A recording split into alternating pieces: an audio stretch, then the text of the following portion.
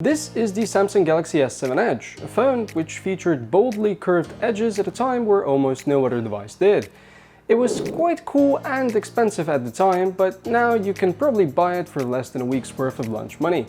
But even being so old, you can still get some nice benefits. A nicely curved display, for instance, a premium metal and glass build with expandable storage, a headphone jack, and an IP67 rating for water and dust resistance.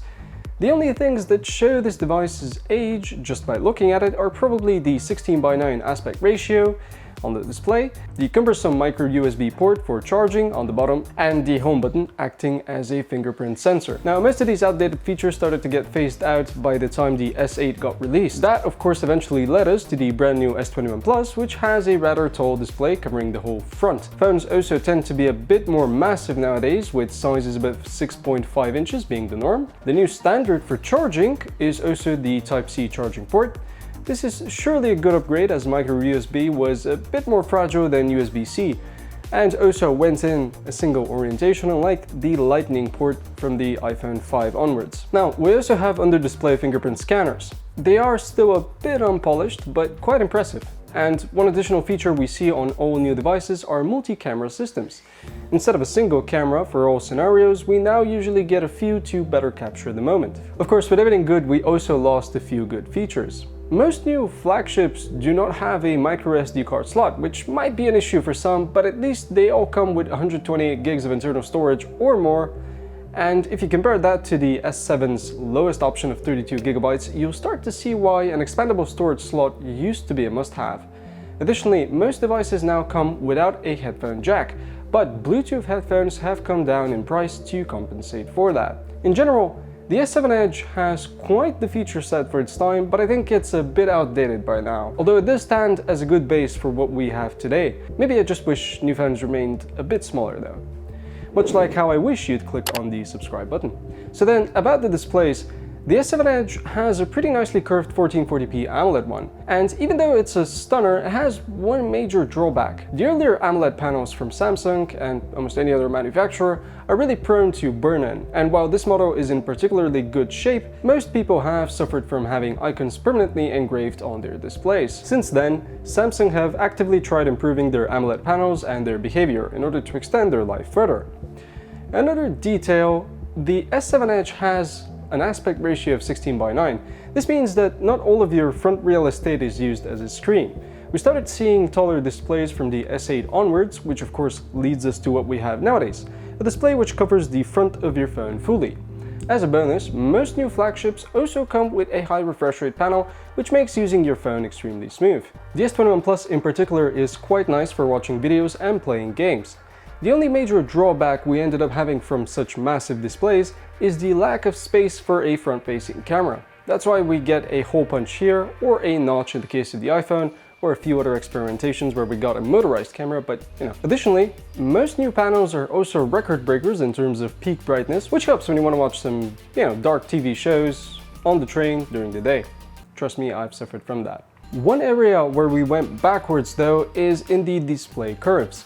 Since the S6 and S7 Edge's bold curves, most companies, including Samsung, have decided to tone down that curve, or remove it completely, because it does introduce sharper corners on your device and possibly accidental touches and easy points for shattering the glass, as people have noticed time and time again when dropping their phones.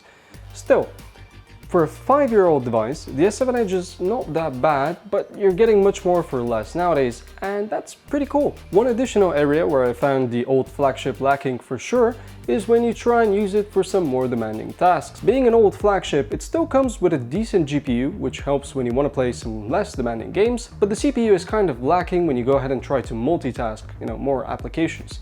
Since then, mobile chips have improved by a considerable margin. Not only that, but software updates have played a significant role here.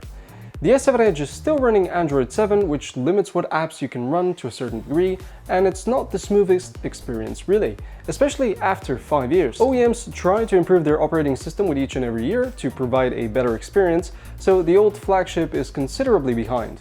Security might be something you'll find lacking too, as some new malware is sure to work easier on Android 7 versus Android's 11th version that comes with the S21 Plus.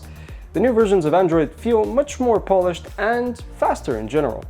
I mean, it has been a few years since developers have updated it, so that was to be expected. But purely from a usability point of view, the S7 Edge is actually holding up extremely well, and with each and every passing year, phones are getting more and more future-proof, which is something I kind of like seeing. Although degrading batteries are kind of the possible hiccup in that dream becoming true. But there is also another solid reason why people upgrade their device, and that is the camera. The Galaxy S7 Edge has only a single camera on its back, although I should add that it's one of the best cameras of its time. It does amazing 4K footage at 30 FPS with pretty nice colors, or at least it used to be amazing. Most new devices haven't improved image quality in daylight by a lot, but oh man, HDR has come a seriously long way. Video stabilization also used to be either optical or electronic. In the case of the S7 Edge, it was optical. And that was the end of the story, But nowadays, we tend to get a mix of both, on more expensive devices at least. Phones such as the S21 Plus do amazing videos up to 8K at 24 FPS, and they do a darn good job at stabilizing them too. It kind of looks funny and impressive when you put these two phones' videos side by side. Image processing has also come a long way since 2016. You can actually go outside at night and expect to capture a half-decent shot without a tripod, which was pretty much fantasy just 5 years ago. And front-facing cameras have stepped up their game too. Most of the devices, would barely produce a sharp selfie. Front-facing video footage stabilization also used to be a dream, and to top it off, most new devices come with additional cameras. Devices such as the S21 Plus come with ultra-wide and telephoto cameras. The wide lens is perfect for capturing everything in a single picture. I'm assuming this killed the panorama. And the telephoto, especially if optical, helps immensely in capturing an object further away. The S7 can barely compete here. But once again, for a 5-year-old device, it's quite good, at least if compared to a mid-range or budget device.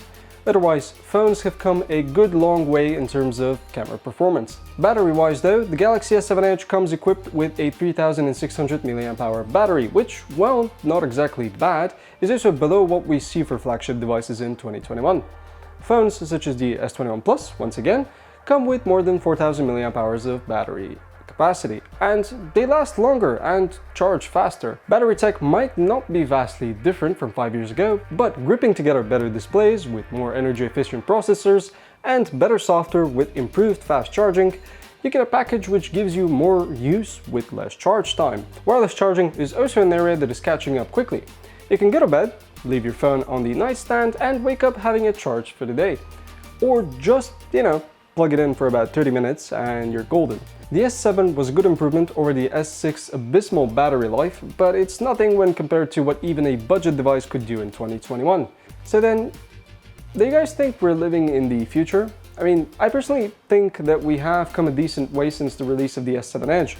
It's more like the S21 Plus's grandpa than anything else. But still, while the recent flagship is obviously faster, takes better photos, and lasts longer between charge times, it's still not exactly too different in what it can do compared to its ancestor. The Galaxy S7 Edge is surely 5 years old by now, which is ancient in the tech space, but its premium design held through time, and its top-of-the-line specs at the time are what laid the foundation for what we have today. But what are your thoughts about it? Do you believe that phones have improved quite a lot, or have we gone backwards? Let me know in the description below, and also let me know if I've missed anything important. Please subscribe, and I'll see you some other time.